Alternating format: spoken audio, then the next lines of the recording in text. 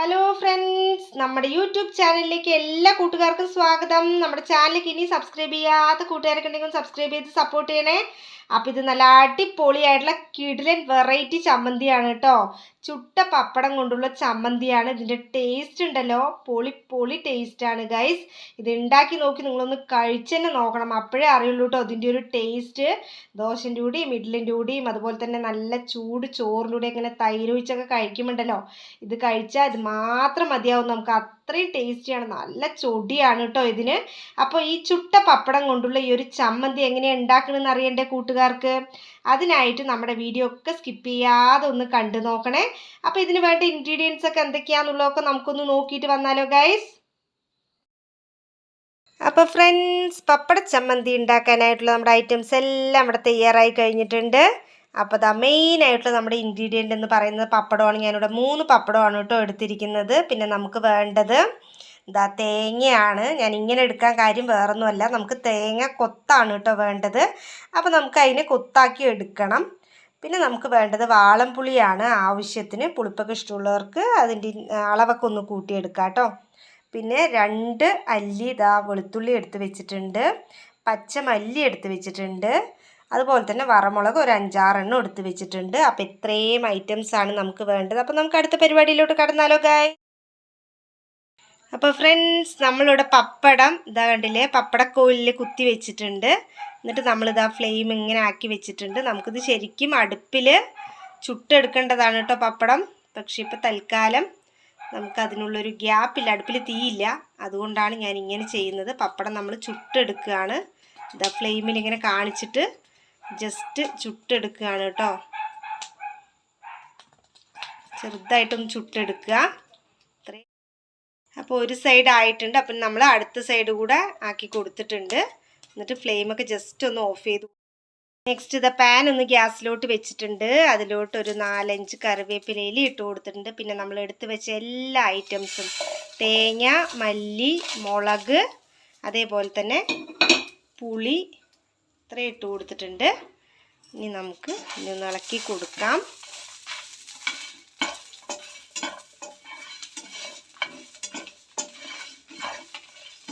Law ഫ്ലെയിമിൽ വെച്ചിട്ട് വേണം ഒന്ന് ചെയ്ത് കൊടുക്കാൻ. വെളുത്തുള്ളിയൊക്കെ നമ്മൾ ഇട്ട് കൊടുത്തിട്ടുണ്ട്. നല്ല ടേസ്റ്റാണ് കേട്ടോ ഈ ഒരു പപ്പട ചമ്മന്തിക്ക്.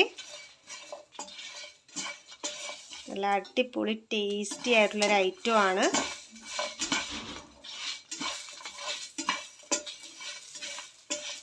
നമ്മൾ പല ടൈപ്പിൽ ചമ്മന്തിയൊക്കെ ഉണ്ടാക്കി കഴിക്കാറുണ്ട്. പക്ഷേ ഈ ഒരു പപ്പട ചമ്മന്തി ചുട്ട പപ്പടം കൊണ്ടുള്ള ചമ്മന്തിയാണ് കേട്ടോ. അടിപൊളി ടേസ്റ്റാണ്. ഇതൊന്നും ഉണ്ടാക്കി നോക്കാത്ത ആളുകളാണെങ്കിൽ ഒന്ന് ഉണ്ടാക്കി നോക്കണേ എല്ലാവരും. എന്നിട്ട് ടേസ്റ്റൊക്കെ ഒന്ന് കമൻറ്റ് ചെയ്യാൻ മറക്കരുത് കേട്ടോ, എങ്ങനെയുണ്ട് എന്നുള്ളത്. പിന്നെ വീഡിയോസൊക്കെ യൂസ്ഫുള്ളായി തോന്നുകയാണെങ്കിൽ ചാനൽ സബ്സ്ക്രൈബ് ചെയ്യാനും സപ്പോർട്ട് ചെയ്യാനും ഒന്നും മടിക്കരുത് കേട്ടോ കൂട്ടുകാരെ. അപ്പോൾ ഫ്ലെയിം ഒന്ന് ചെറുതായിട്ടൊന്ന് കൂട്ടി വയ്ക്കാം.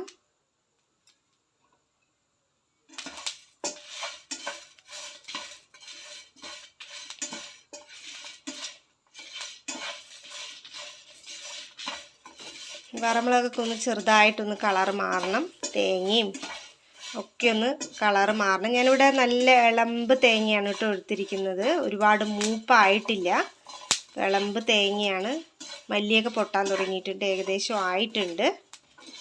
ഇനി നമുക്ക് ഇതിലോട്ട് നമ്മൾ എടുത്ത് വെച്ച പപ്പടം ഉണ്ടല്ലോ, അത് പൊടിച്ചിട്ട് ഇട്ട് കൊടുക്കാം. നമ്മൾ ചുട്ട പപ്പടമാണ്, അത് പൊടിച്ചിട്ട് ഇട്ട് കൊടുക്കാം.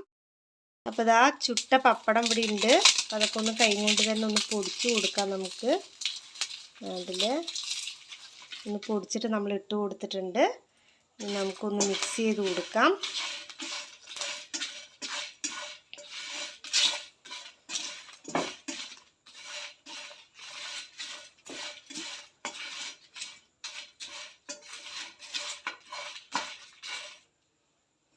അപ്പം നല്ല മല്ലിൻ്റെയും മുളകിൻ്റെയൊക്കെ ആ ഒരു വറുത്ത മണം ഉണ്ടല്ലോ, അതൊക്കെ വരുന്നുണ്ട് കേട്ടോ. പിന്നെ ചുട്ട പപ്പടം എല്ലാവർക്കും അറിയാമല്ലോ, നല്ലൊരു മണമാണ്, നല്ല ടേസ്റ്റാണ്.